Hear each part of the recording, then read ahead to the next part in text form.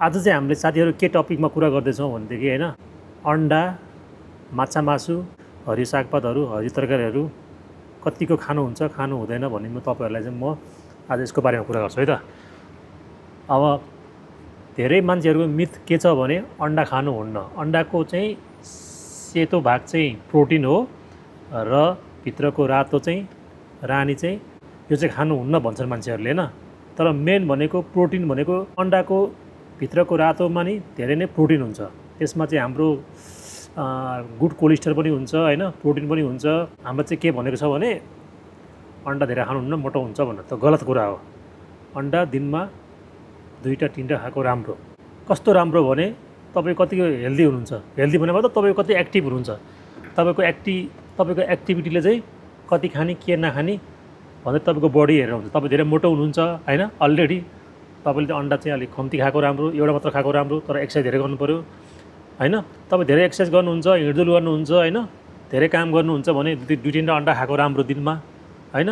यो सेतो खानुहुन्न, यो भित्रको पहेँलो खानुहुन्न भन्छ नि त मान्छेले, तर यो चाहिँ गलत हो है साथीहरू। अनि हाम्रो अर्को भेजिटेबल भनेको चाहिँ साग मेन हो। सागले चाहिँ आँखा पनि राम्रो गर्छ, एनर्जी पनि दिन्छ होइन। फलफुलहरू भयो। अनि हामीले डेली खानामा चाहिँ साग चाहिँ एड गरेको राम्रो है साथीहरू। कसैलाई साग पच्छ, कसैलाई पच्दैन। कसैले चाहिँ साग खायो भने चाहिँ नपचेर त्यो दिशामै साग आउँछ होइन, त्यस्तो पनि हुन्छ, डाइजेस्ट गर्ने कुरामा हुन्छ। मान्छेले भन्छ अब भात खानुहुन्छ हुँदैन। भात पनि अब कति खाने हो, बडी हेरेर हुन्छ। तपाईँ केही काम गर्नुहुन्न, बसिरहनुहुन्छ, सुतिरहनुहुन्छ होइन, भन्यो भने तपाईँले कम्ती भात खाएकै राम्रो होइन। अब धेरै एक्सर्साइज गर्नुहुन्छ, धेरै काम गर्नुहुन्छ भने चाहिँ भात पनि राम्रो, दाल भात खाएको राम्रो, तर धेरै होइन, लिमिटमा खानु पऱ्यो। तपाईँको एक्टिभिटी हेरेर, तपाईँको दिनचर्या हेरेर, तपाईँको लाइफस्टाइल हेरेर। तपाईँ दिनभरि सोफामा सुत्नुहुन्छ, केही काम गर्नुहुन्न होइन, अल्छी हुनुहुन्छ भने चाहिँ भात कम्ती खाएको राम्रो, एक्सर्साइज धेरै गर्नु पऱ्यो। एक्सर्साइज चाहिँ धेरै गर्नु पऱ्यो। अनि अर्को कुरा के हो भने होइन, मान्छेले भन्छ यसले दाल भात खाएर यो दुनियाँ खाएर चाहिँ मान्छेहरू कति 100 वर्ष बाँचेको छ भन्छन्। त्यो अरूसँग तुलना नगर्नु कि, अरूको एक्टिभिटी हेर्नु, अरूको मान्छेको एक्टिभिटी हेर्नु होइन, उनीहरूको लाइफस्टाइल हेर्नु।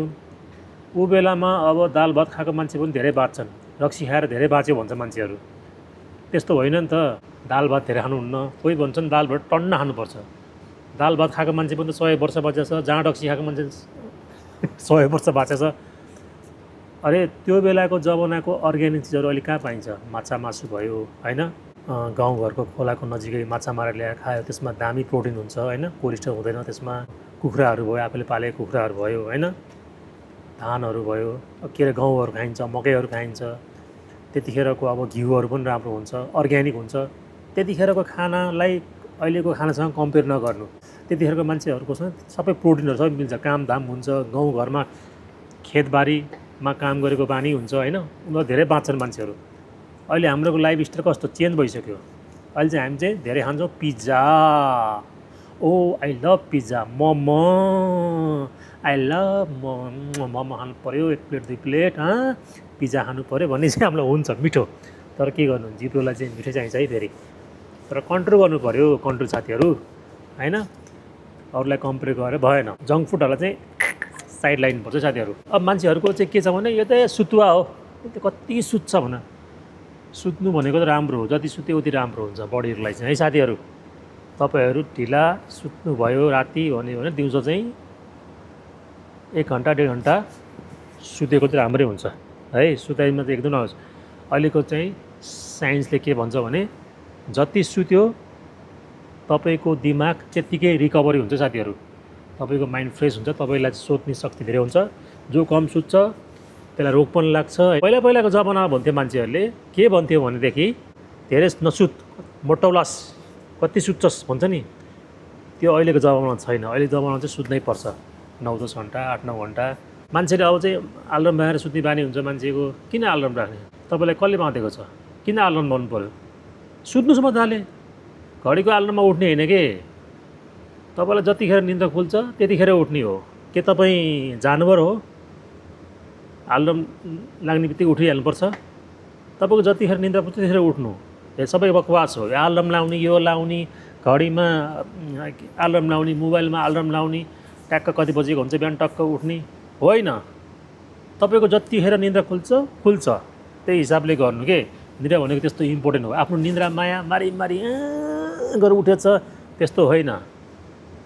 सुत्नलाई पनि एउटा टाइम टेबल हुनुपर्छ साथीहरू। अलार्म राखेर मान्छेहरू अब उठ्नुपर्छ भन्छ नि त, त्यस्तो होइन। म त सुत्छु, म त जसले जे भने पनि म त टाइम मिल्यो भने चाहिँ मस्त सुत्ने हो साथीहरू। चाहे बिहान होस् चाहे दिउँसो होस्, अलिकति टाइम फ्री भयो भने सुतिहाल्ने हो। तपाईँ अलिकति फ्री हुनुहुन्छ नि दिउँसो सुत्दिनु के, आधी घन्टा 20 मिनट 25 मिनट 1 घन्टा सुत्यो हुन्छ। निन्द्रा भनेको इम्पोर्टेन्ट। हाम्रो जीवनलाई चाहिँ हामीले यसरी चाहिँ लाइफस्टाइल चेन्ज गर्न सक्छौँ। एक्सर्साइज गर्नु पऱ्यो। अब यता हेर्नुहोस् त, यो मैले जिम गरेर आयो है। यो चाहिँ म राति गर्छु जिम। गर्मी हुन्छ बाहिर माथि छतमा बसेर केटाहरूसँग जिम गर्छु। आधी घन्टा 1 घन्टा त गर्छु, आधी घन्टा नि 1 घन्टा चाहिँ गर्छु। अब यस्तो मजाले जिम गर्छु अनि मलाई माइन्ड पनि फ्रेस हुन्छ होइन।